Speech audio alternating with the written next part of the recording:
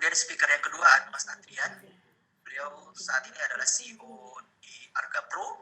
Kemudian juga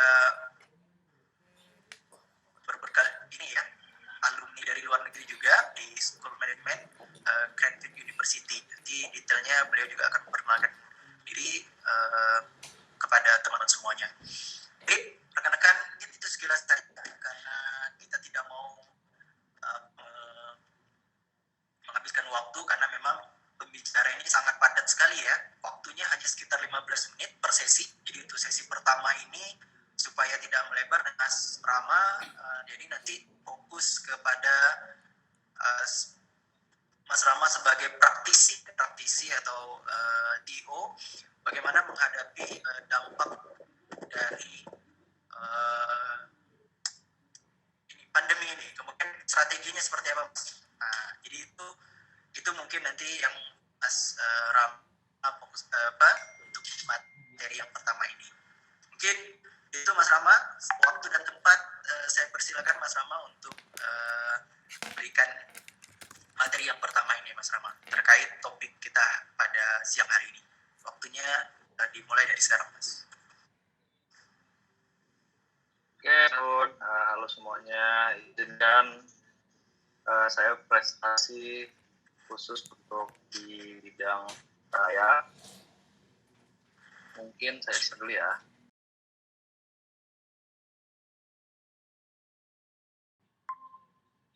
Di bulan Agustus kita mendapatkan 50 anak yang kontrak setahun. Jadi selama 1 tahun kita sudah terjamin secara cash flow di situ. Jadi tinggal gimana kita ngatur cash flow-nya. Jadi kenapa banyak property owner atau universitas ngajak kerja sama kita, karena aset mereka itu selama ini rugi. Tapi dengan adanya kita, jadi profit. Dan profit nggak cuma profit, tapi masuknya sendiri quality of life-nya improve.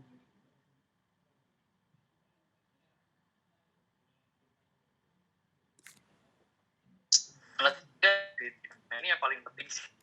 Kita menawarkan skim di mana efek yang kita lakukan itu banding lurus dengan share kita dapat dan juga service yang kita berikan.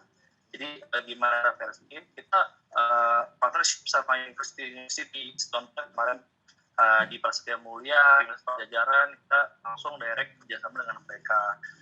Lalu selain itu versi-nya secara student kita membagikan perks bulannya dan tahun pertamanya.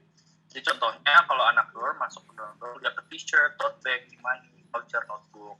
Dan setiap bulan mereka ngedapetin laundry, Spotify premium subscribing, sama Netflix juga. Dan banyak perks-perks yang lain yang kita berikan. Nah, dari integrity ini kita ngasih tahu kalau misalnya kita nggak hanya melakukan perubahan buat properti aja, tapi juga. Nah, sebenarnya usaha kita nih karena berbasis teknologi ya dari Universitas Pajajaran, yang mau kita develop ke depan adalah sebenarnya kita mau ngebuat some kind of super app yang bisa digunakan oleh student. Jadi super app student. Jadi kalau bisa dibilang kayak kalau tahu Gojek ya, misalnya Gojek itu super app buat banyak orang kerja gitu misalnya kan. Nah, kita tuh rencana mau buat super app buat student. Super app ini apa sih sebenarnya? Dari sisi teknologinya ini apa gitu? Apakah buildingnya di-infuse dengan teknologi seperti apa gitu? Enggak sih sebenarnya, basically kita akan mensupply semua utilities atau kebutuhan yang dimaui oleh student.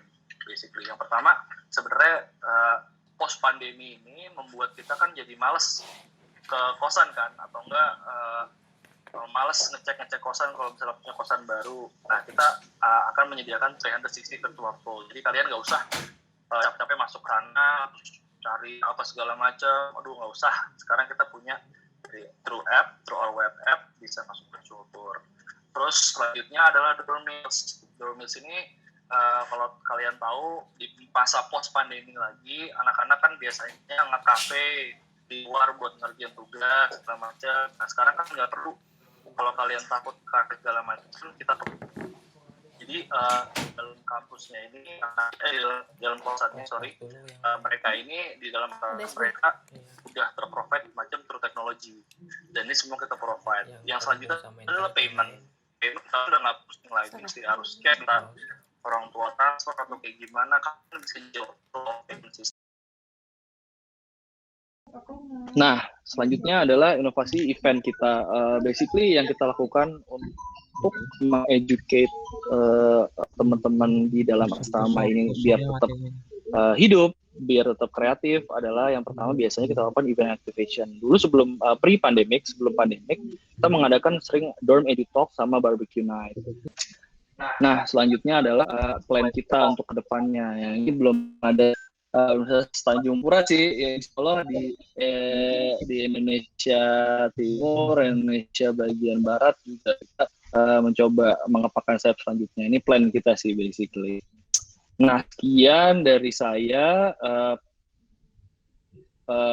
Pesan saya sih sebenarnya kalau buat teman-teman yang bisnis, simple pesannya kalau kalian bisnis profitable, terus harus growth karena menimbulkan sustainability buat diri sendiri.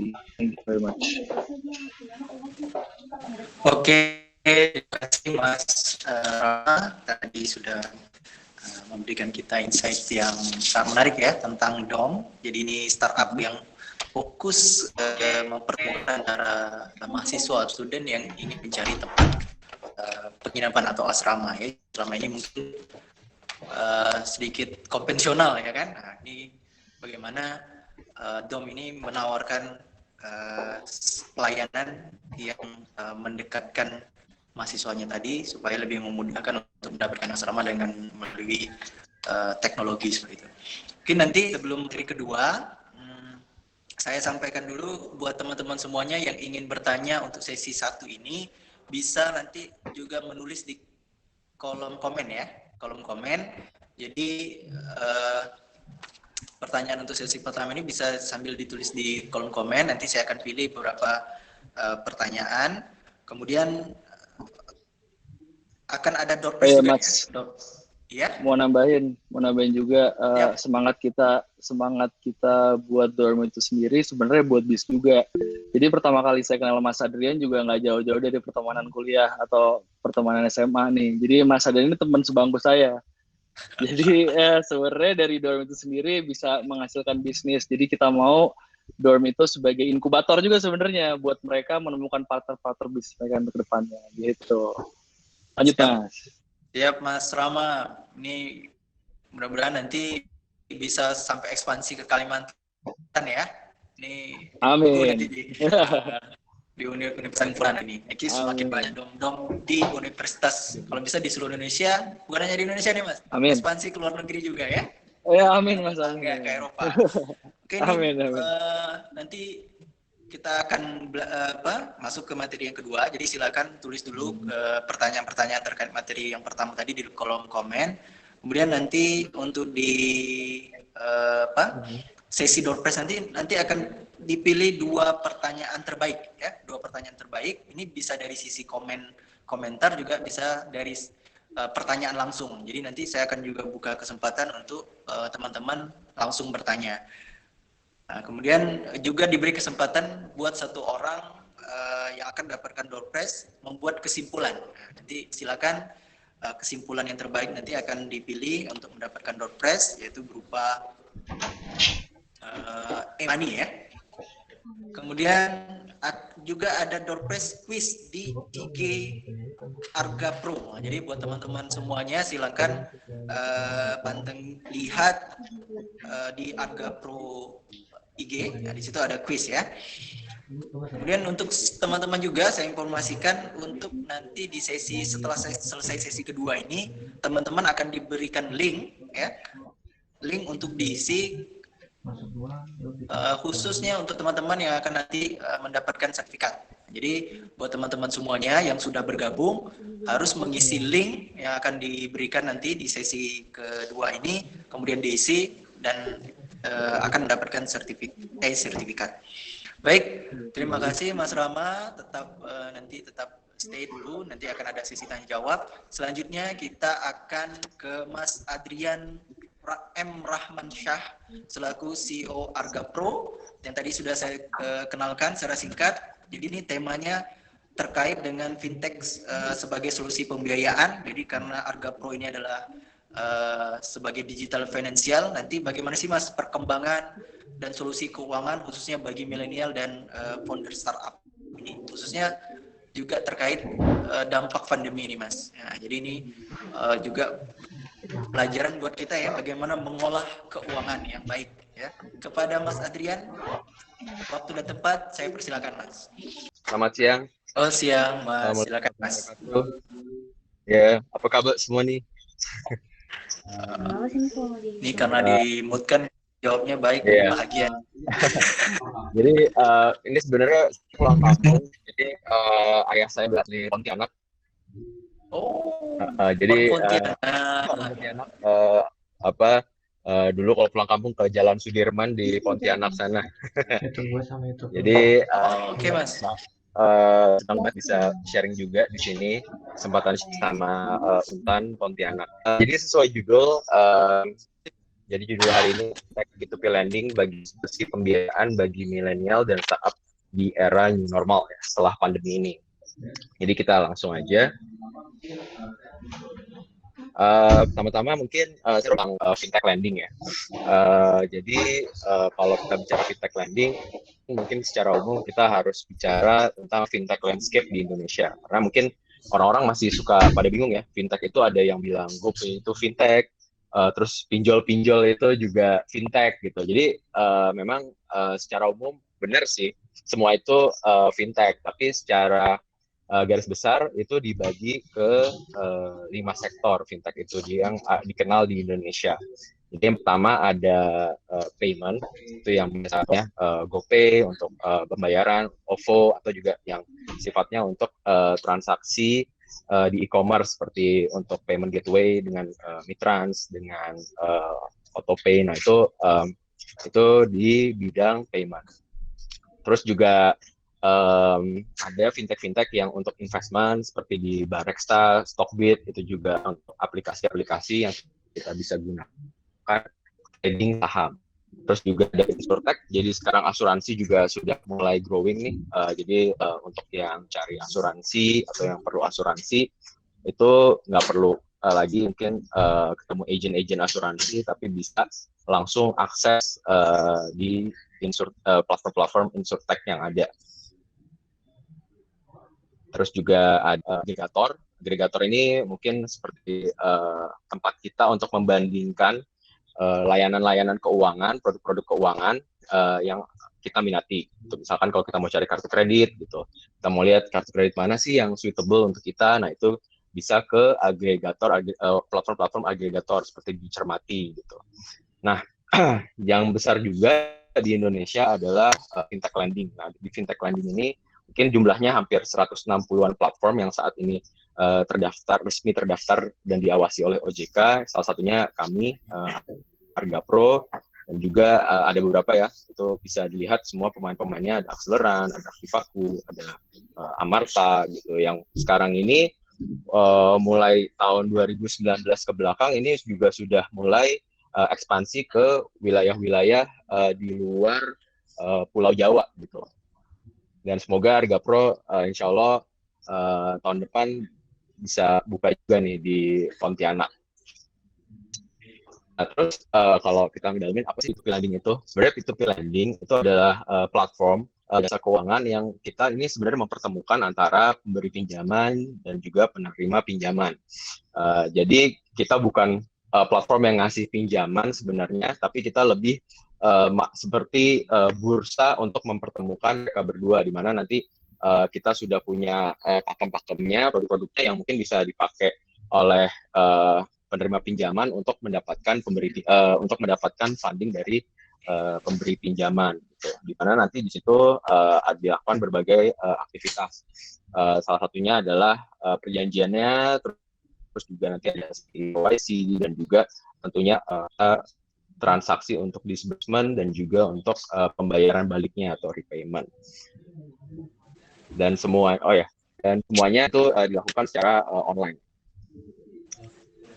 Nah, kenapa sih P2P lending gitu ya? Kenapa P2P lending ini ada nih di Indonesia dan hidup gitu? Karena nggak semua negara itu P2P industri ini hidup gitu. Salah satunya Singapura, tapi itu hidup karena problemnya pertama itu adalah mungkin sebelum 2016 ke belakang itu akses jasa keuangan itu kan masih konvensional sekali ya. Jadi masyarakat itu kalau mau mendapatkan jasa keuangan khususnya lending atau kredit itu harus agunan dan agunan gitu yang mungkin beberapa masyarakat kita itu nggak bisa memenuhinya. Terus juga prosesnya lama. Padahal kita butuh cepat gitu. Misalkan kayak kita ada order pakaian gitu. Misalkan kita penjahit ada order pakaian banyak jumlahnya. Nah itu kita mau ngajuin pinjaman, misalkan ke bank harus nunggu sebulan gitu. Sementara orderannya harus dipenuhi dalam 7 hari. Nah itu kan ini banget ya, menyusahkan para pengusaha mikro gitu. Nah fintech ini hadir, dia menawarkan solusi alternatif jasa keuangan yang umumnya sekarang ini banyak yang tidak membutuhkan jaminan. Dia menggunakan cara-cara mitigasi risiko yang lain di luar jaminan agunan dengan birokrasi yang mudah dan cepat karena didukung dengan teknologi. Nah di sisi lain itu ada rising middle class atau growing company di Indonesia yang punya tinggi, terus juga mereka sudah literasi untuk investasinya juga sudah mulai aware. Terus juga dia pengen membuat impact untuk sosial ekonomi. Jadi kan kalau sekarang ini bisnis yang hubungannya dengan sustainability itu dilihat sangat baik oleh market gitu. Nah dengan P2P lending ini para rising middle class dan growing company ini bisa memberikan aksi kepada para usaha mikro, pada para individu yang membutuhkan dengan mengharapkan timbal balik tentunya ekonomi, tapi juga impact secara sosialnya. Nah, kalau kita sekarang bicara emang lending itu kayak apa sih? Nah, ini kita bisa lihat. Ini kebenaran saya ambil langsung datanya di website JK. Jadi kalau akumulasi penyaluran pinjaman per April 2020 itu akumulasinya dari mungkin ini datanya dari 2017 ya, itu sebesar 9,8 triliun dan itu 185% sama 2 kali lipat di tahun sebelumnya. Dan juga penyaluran kalau bisa kita lihat di sini penyaluran di luar Jawanya juga ternaik. Jadi di luar Jawa itu sampai 15,18 triliun. Jadi totalnya itu ada 106,06 triliun. Terus juga kalau kita lihat dari akun borrower, jadi akun penerima pinjaman berapa sih gitu. Jadi secara total itu ada 24.770.000, di mana naik 212% atau 2 kali lipat lebih tinggi daripada April 2020 tahun lalu. Di mana 4 jutanya itu berasal dari luar Jawa. Jadi luar Jawa juga sudah mulai terus naik nih untuk pemakaian untuk mencari funding dari P2P lending ini. Sementara gimana kalau secara lendernya? Nah, di lender ini itu ada luar negeri karena peraturannya sendiri untuk penerima pinjaman itu kita boleh memberikan ke luar negeri. Tapi kalau pemberi pinjaman itu boleh berasal dari luar negeri. Nah, ini kalau kita lihat mungkin terlalu signifikan naiknya atau nggak seperti borrower dan juga penyaluran pinjaman, tapi trennya terus naik di akumulasi rekening lender. Artinya ada jumlah lender itu bertambah. Jadi orang-orang makin mau untuk menggunakan P2P lending sebagai sarana investasinya. Sekitar ada 650.000 entitas atau naik 42% dibanding tahun sebelumnya, April 2020.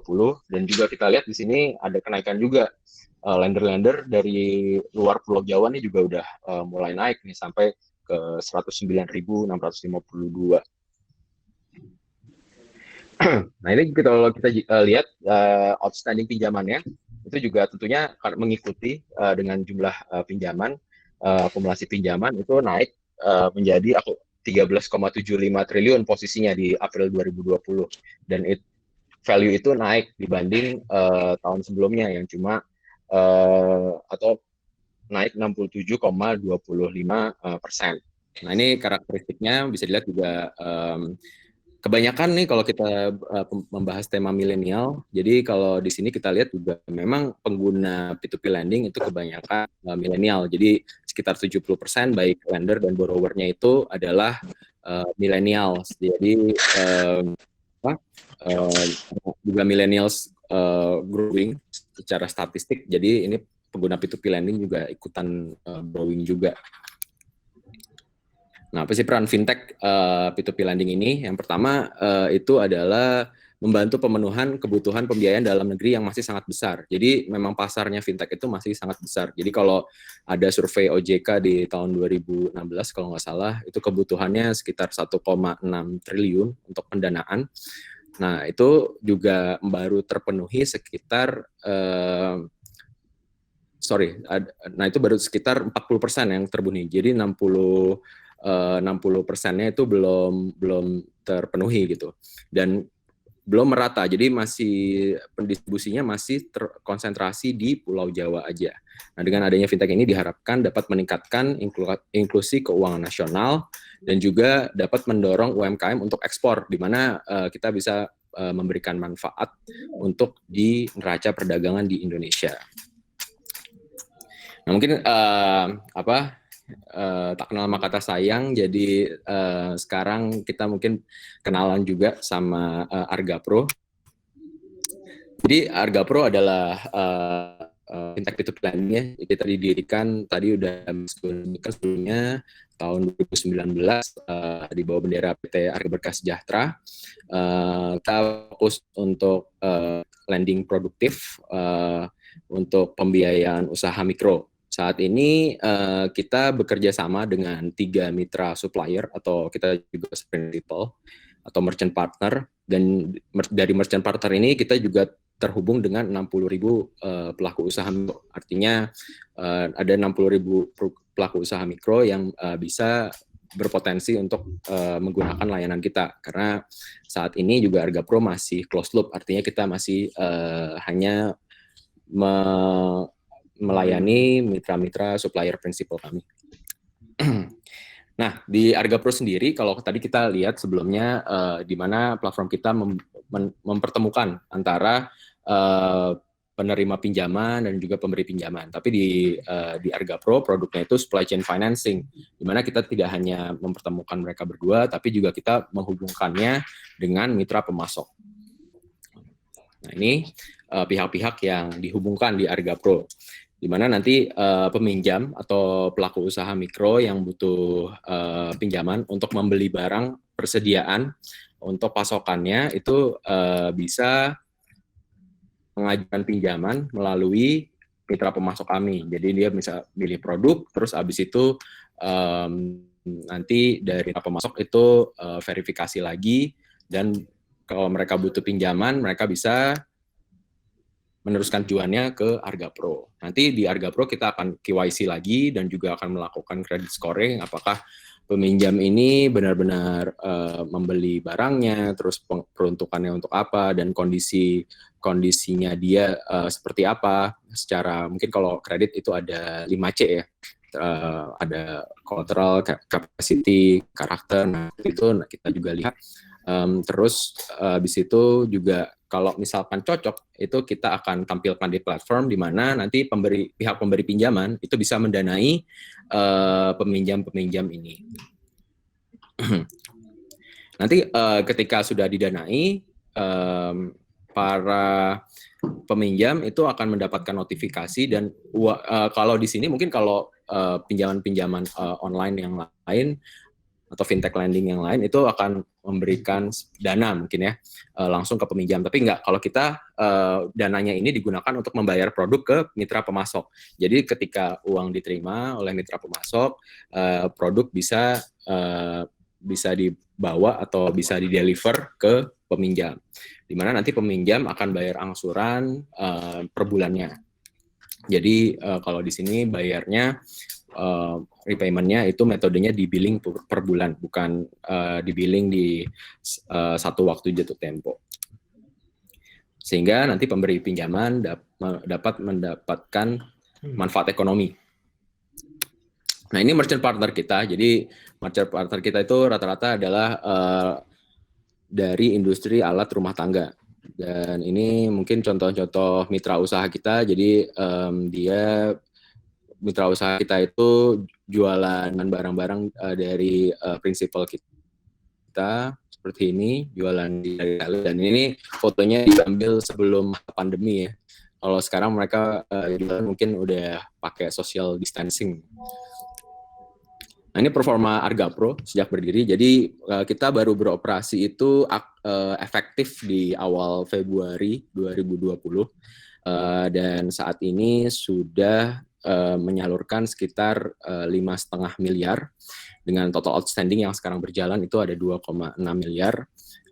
Dengan jumlah borrower yang aktif saat ini ada 1.380.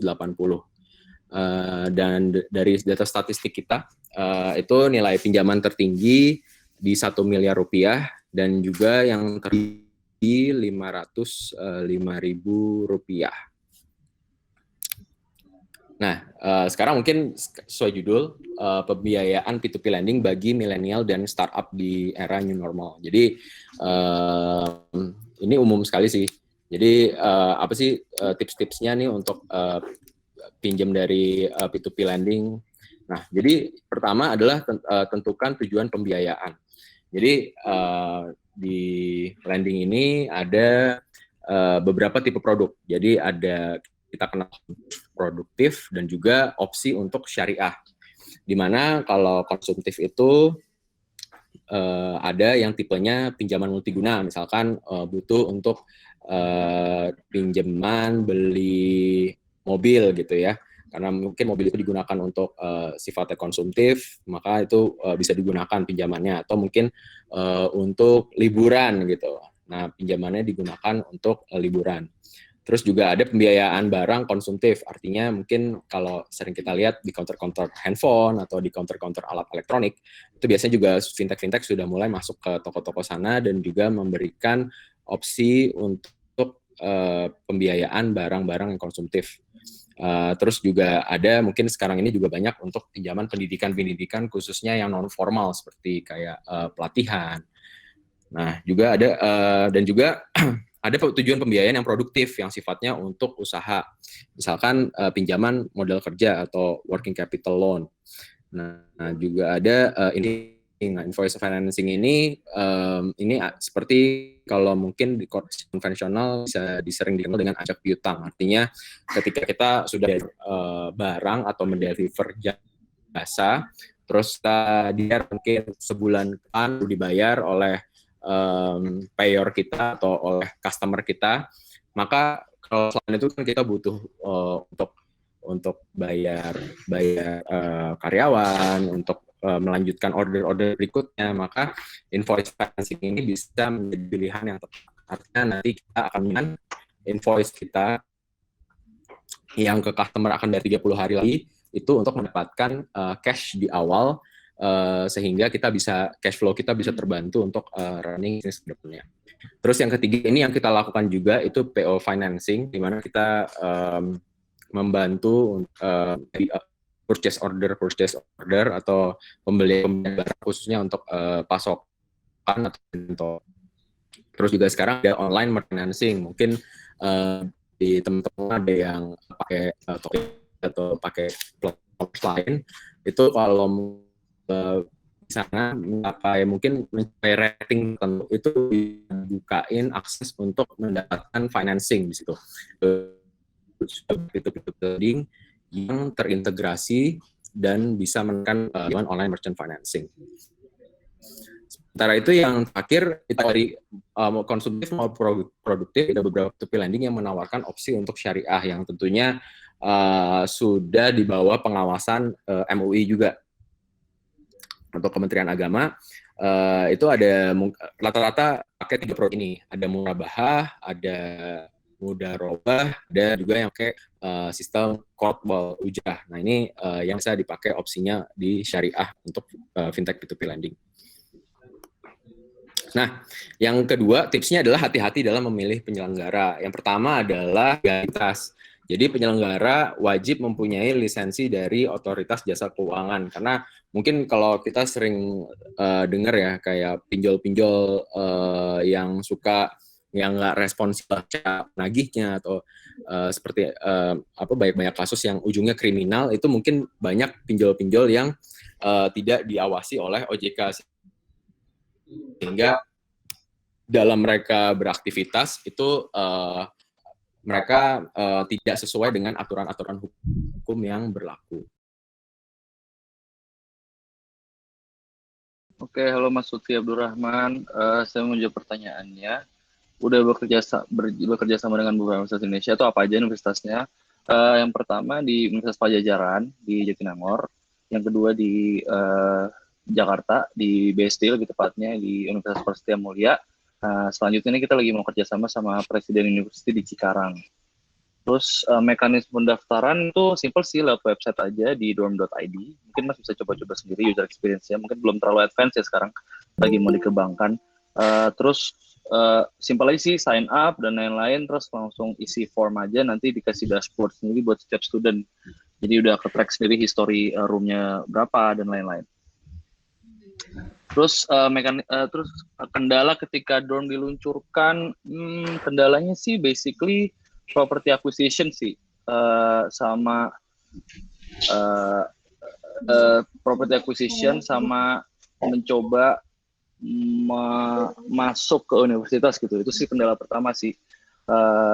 Kendalanya hanya itu. Dan kalau property acquisition sendiri, kita alhamdulillah malah growing ya pas lagi pandemi seperti ini, karena kondisinya banyak universitas-universitas yang kurang jumlah mahasiswa pendaftarnya dan butuh seperti daya tarik lebih selain kampusnya gitu. Jadi kalau contohnya Presiden University di Cikarang, dia lagi kekurangan mahasiswa, dan dia berharap dengan adanya dorm, aktivasi di asramanya itu membuat menarik mahasiswa-mahasiswa. Jadi alhamdulillah sih kendala itu sudah kami lewati dan solusi seperti itu. Terima kasih.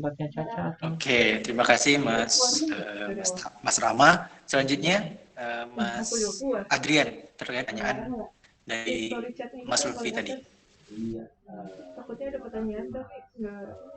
Terima kasih Mas Lutfi. Jadi untuk konsep tersebut memberikan bunga bagi pengguna platform dengan tujuan tersebut. Jadi kalau ini sebenarnya P2P lending itu dari kita pastinya akan charge manfaat ekonomi ataukah bunga gitu ya, atau mungkin kalau pakai konsep syariah murabahah itu ada margin yang dibagi. Nah itu pasti ada di situ. Nah untuk platform sendiri itu kan biaya transaksi atau biaya platform dari kita tersebut.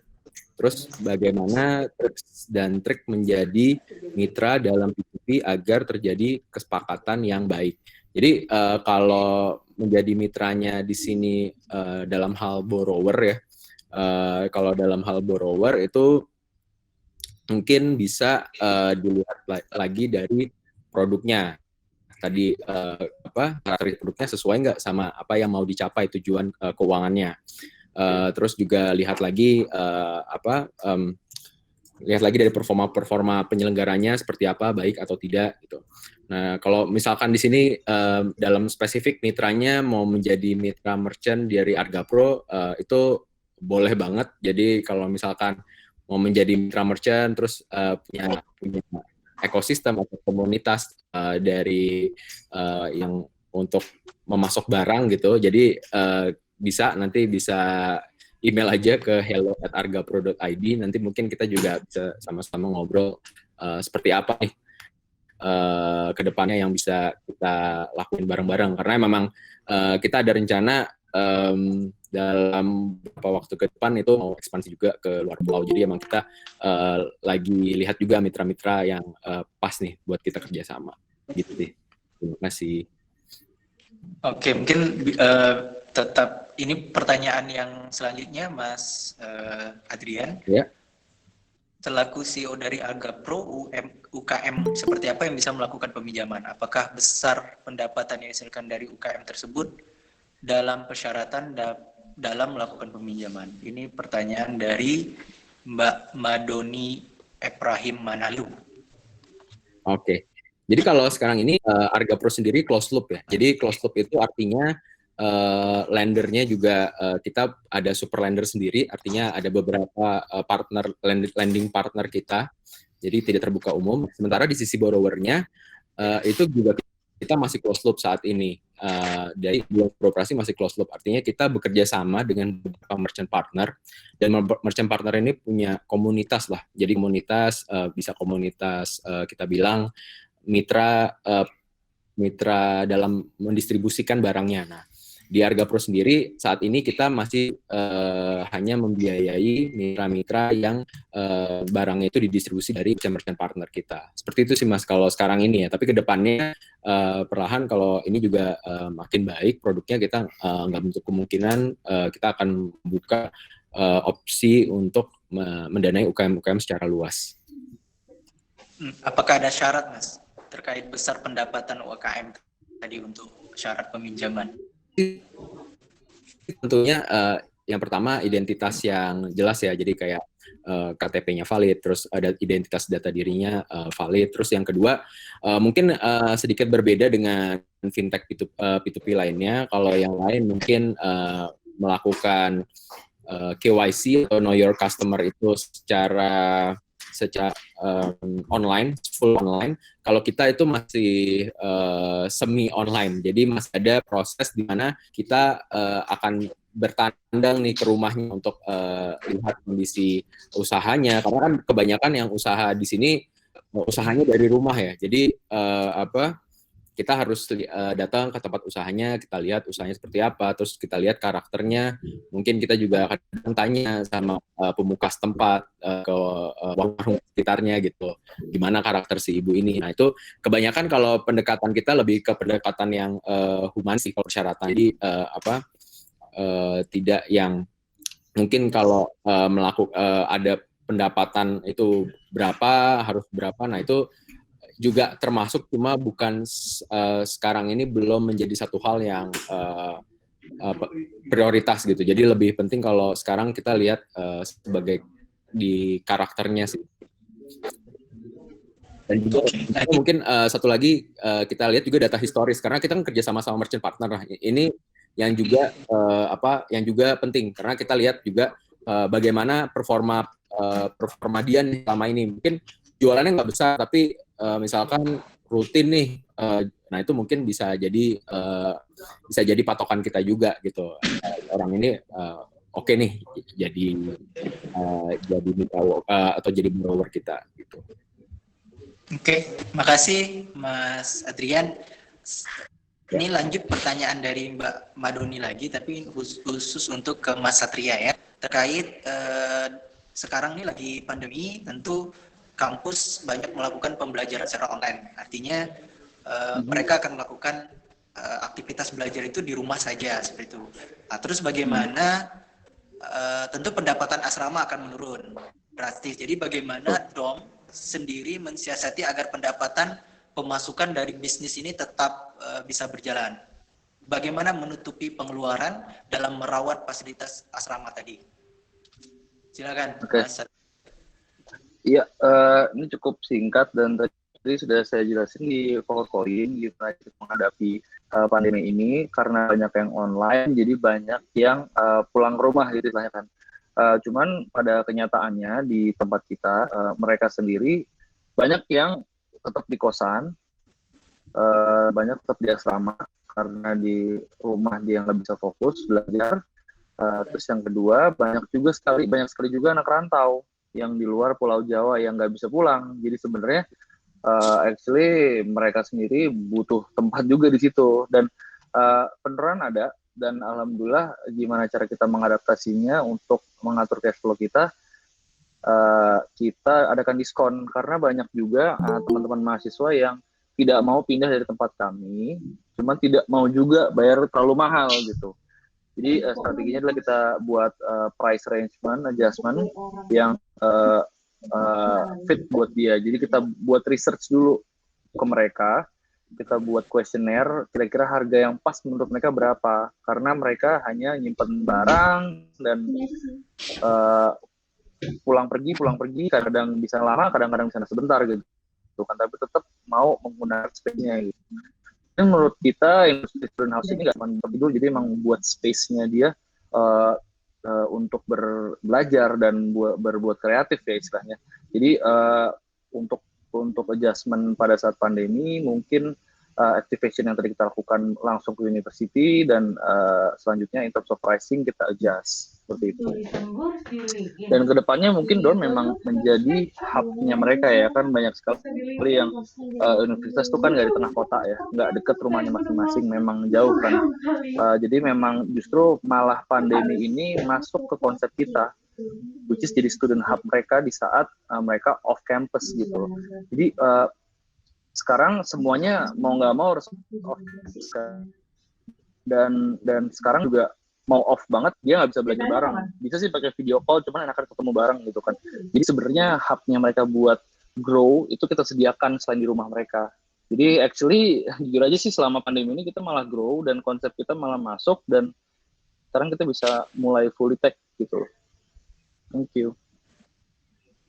Oke, terima kasih Mas Satria. Buat teman-teman semuanya, kita masih ada kesempatan untuk dapatkan door prize ya. Jadi bisa juga mengikuti quiz di Instagramnya Arga Pro. Buat teman-teman semuanya yang belum tahu, Instagram Arga Pro yaitu argapro.id ya, mungkin dicari saja argapro.id akan muncul. Di situ sudah diposting ya, posting quiz di Instagramnya Arga Pro. Buat teman-teman yang berkesempatan menang akan dapatkan saldo OPPO atau GoPay ya, khusus untuk 2 orang. Jadi buat teman-teman semuanya yang ada di sini sekarang juga ikut di IG-nya Arga Pro. Silakan teman-teman nih yang bisa memberikan kesimpulan terkait webinar kita hari ini. Ada yang berani berbicara atau menyampaikan pendapat secara live langsung? Ini kan kita sudah di komen. Silakan yang berani untuk bicara, memberikan komentar lah intinya.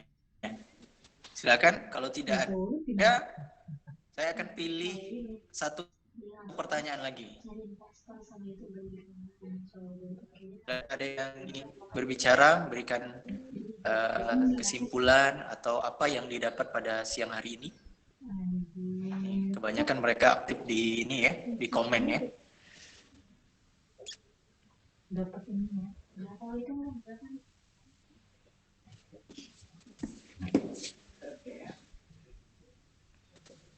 Oke, kalau tidak ada saya akan bacakan pertanyaan dari Buketa.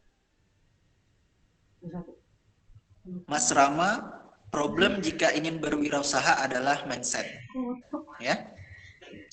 Jadi mindsetnya mindset konsumen, bukan produsen. Nah, bagaimana cara kita, dan juga era yang serba praktis dari instan. Jadi mau pesan apa saja semua sudah bisa melalui handphone. Nah, bagaimana kita menemukan peluang bisnis? Silakan Mas Rama. Mungkin juga nanti Mas Adrian juga bisa menambahkan. Halo. Mas siapa tadi? Ya, halo Mas. Bertanya Buketa Muhammad. Oh iya, Mas Buketa Muhammad ya. Iya. Sebenarnya bukan mindsetnya user sih, lebih ke jadi gini, sebelum mau bisnis mungkin kita ada baiknya itu melakukan research dulu ya. Kira-kira untuk produk apa yang sesuai sama apa yang dibutuhkan sama market. Jadi teksnya kita buat kuesioner dulu tanpa harus sebenarnya caranya kita adalah produsen. Kita ada nge-produce idea, kita nge-produce solution. Cuman caranya bukan kita shifting mindset kita ke user, tapi kita justru cari tahu user ini kebutuhannya apa. Jadi pertama mungkin melakukan R&D. Apakah produk Mas itu sekarang masalah yang mau dipecahkan apa? Solusinya apakah produk Mas apa bukan gitu loh.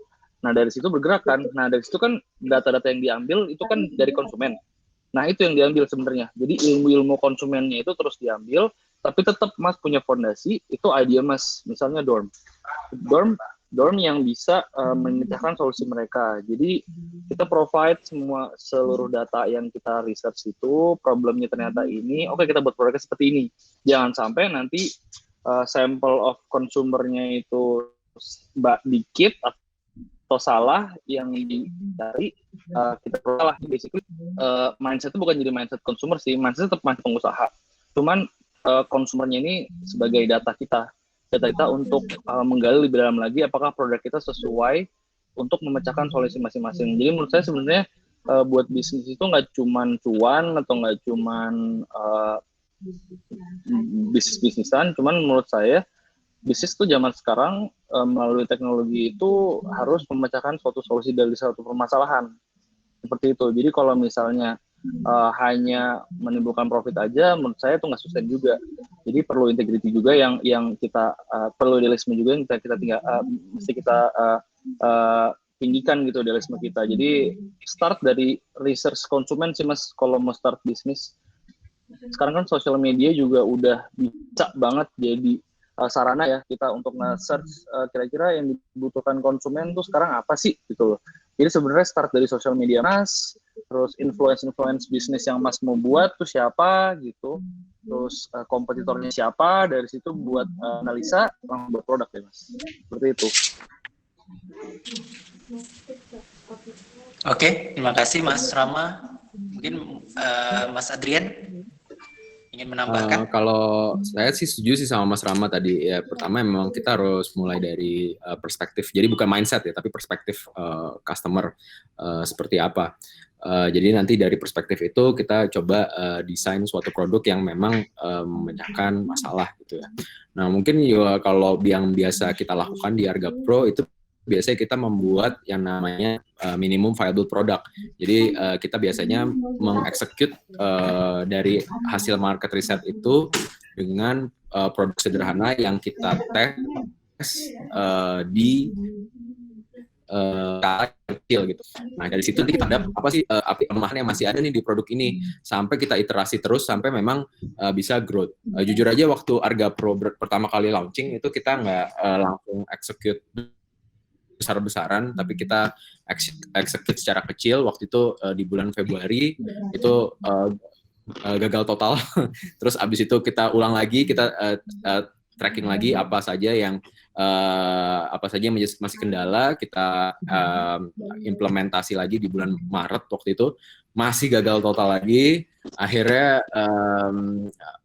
sekarang mungkin alhamdulillah sih pas masa pandemi itu kita sejujurnya sempat stop untuk disbursement pendanaan karena memang kita masih wait and see dan kita fokus untuk menangani repayment. Artinya kita lebih mementingkan apa yang sudah kita disburse itu kembali dulu nih ke lender-lender kita daripada kita terus-terusan, tapi kita semua kan nggak tahu ya kondisi ke depan seperti apa gitu. Akhirnya kita tapi di masa itu kita melakukan ada dari hasil Februari Maret kita ulang lagi, kita lihat lagi dan alhamdulillah sih apa yang model atau proses bisnis yang kita lakukan sekarang dari produk kita itu udah bisa digunakan di scale up lagi untuk pasar yang lebih luas lagi. Jadi intinya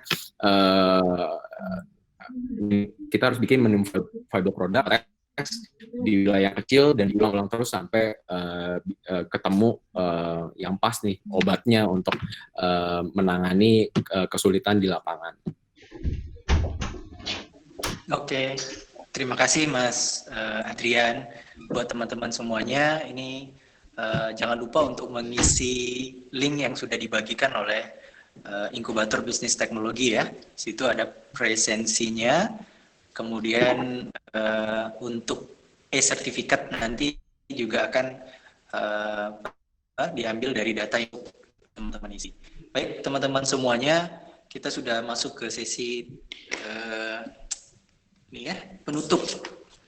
Mungkin kesimpulannya di masing-masing ini ya, teman-teman bisa mengambil kesimpulannya masing-masing dari pertemuan webinar kali ini. Saya pengen ngucapin terima kasih yang sebesar-besarnya buat Mas Adrian ya Mas, Ya, terima kasih banyak juga Mas Terima kasih, Mas Gun, Mas Adrian. Rama, semuanya. Kemudian terima kasih buat Mas Satria Rama. Mungkin kata-kata closing statement kayaknya perlu nih, atau quote-quote buat milenial nih apa Mas?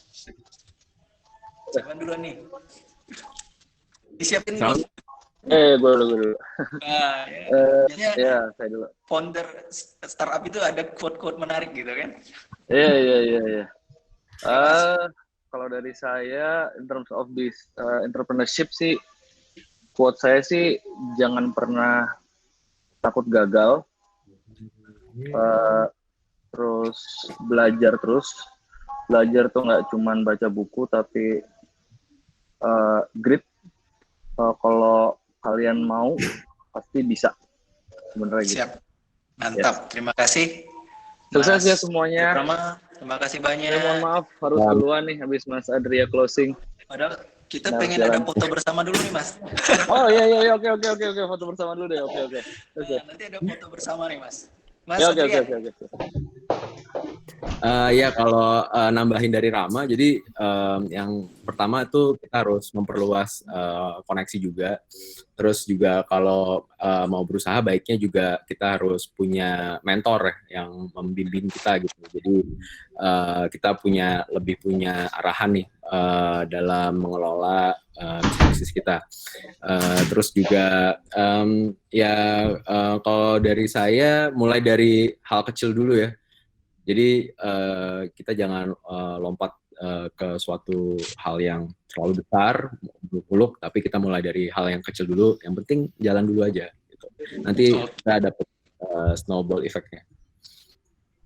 Oke, terima kasih buat narasumber kita yang luar biasa. Mungkin statement dari saya bukan kesimpulan ya, karena tadi udah ada quote-quote menarik juga. Tapi intinya masalah yang kita hadapi mungkin bisa sama, boleh bermacam-macam, tapi yang membuat kita berbeda adalah respon kita terhadap masalah itu. Jadi buat teman-teman semuanya, COVID ini bagaimana kita bisa meresponnya dengan sesuatu yang positif, ya. Baik buat founder milenial dan juga mungkin mahasiswa yang hari ini sedang berjuang, selamat berjuang. Dan saya ucapkan terima kasih yang sebesar-besarnya buat tim host dari Arga Pro, Mbak Sabrina dan Mbak Salsabila, ya. Kemudian juga rekan-rekan di Inkubator Bisnis Teknologi Universitas Tanjung Pura yang hari ini juga bersama kita, ada Pak Fahru Razi selaku manajer IBT Untan, dan ada asisten manajer yang juga hadir bersama kita, ada Pak Rido, Pak Enda, kemudian Pak Adit yang juga mungkin mendengar hari ini, dan juga Mbak Risha, ya. Terima kasih banyak rekan-rekan semuanya yang sudah bersama kita hari ini. Dan mungkin sebelum ditutup kita ada sesi foto bersama, tapi bagaimana nih sistemnya dengan cara memperlihatkan meng-on-kan ininya ya, kameranya masing-masing, kemudian nanti mungkin di screenshot atau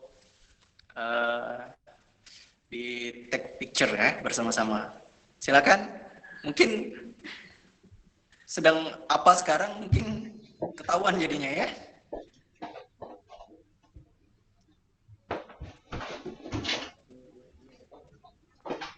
Oke ya. Silakan 1, 2, 3. Mulai.